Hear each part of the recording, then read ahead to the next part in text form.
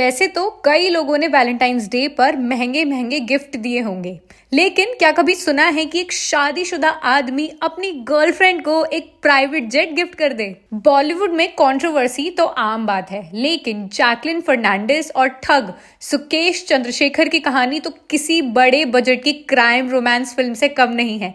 ये सिर्फ एक मासूम एक्ट्रेस और शातिर ठग की कहानी नहीं, बल्कि high profile love scam, money laundering, महंगे गिफ्ट्स और ढेर सारे ड्रामे से भरी एक मिर्चीदार स्टोरी है।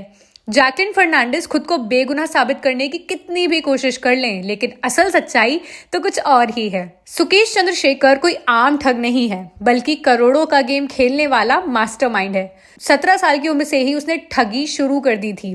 खुद को बिजनेसमैन, मिनिस्टर का बेटा और बड़े बड़े कॉर्पोरेट हाउस का मालिक बताकर इसने न सिर्फ बिजनेसमैन बल्कि बॉलीवुड और पॉलिटिक्स तक को चूना लगाया। सबसे बड़ा ट्विस्ट ये है कि सुकेश पहले से ही शादीशुदा है और उसकी पत्नी लीना मारिया पॉल भी ठगी के इस खेल में उसकी पार्टनर थी। अब बात आती है कि जैकलिन से सुकेश का कांटेक्ट कैसे हुआ।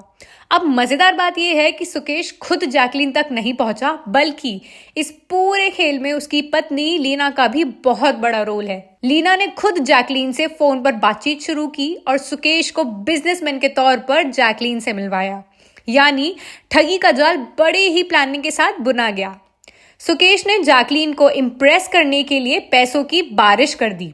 करोड़ों के हीरे की ज्वेलरी, लग्जरी गाड़ियां, महंगे डिजाइनर बैग्स, घोड़ा और यहाँ तक कि पर्शियन बिल्लियां तक गिफ्ट कर डाली। रिपोर्ट्स के मुताबिक उसने जैकलिन को करीब 10 करोड़ रुपए के गिफ्ट्स दिए।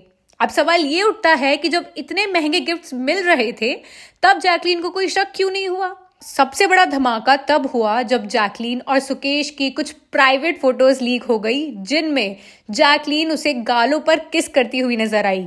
यानी ये लव स्टोरी सिर्फ गिफ्ट्स तक ही नहीं रुकी, बल्कि दोनों की नजदीकियां भी सामने आ गई।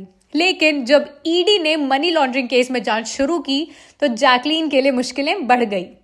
जैकलिन इस पूरे मामले में खुद को बचाने की कोशिश कर रही हैं, लेकिन सुकेश जेल में बैठकर भी ड्रामा बंद नहीं कर रहे हैं। वो आए दिन जैकलिन के लिए लव लेटर्स भेजते हैं, लव यू बोलता है और अब तो उसने यह तक दावा कर दिया है कि उसने जैकलिन के लिए एक यॉट भी खरीदा है और 2025 में उसे एक बड़ा सरप्राइज देने वाला है। मतलब जेल में बैठकर भी सुकेश की नौटंकी बंद नहीं हो रही है।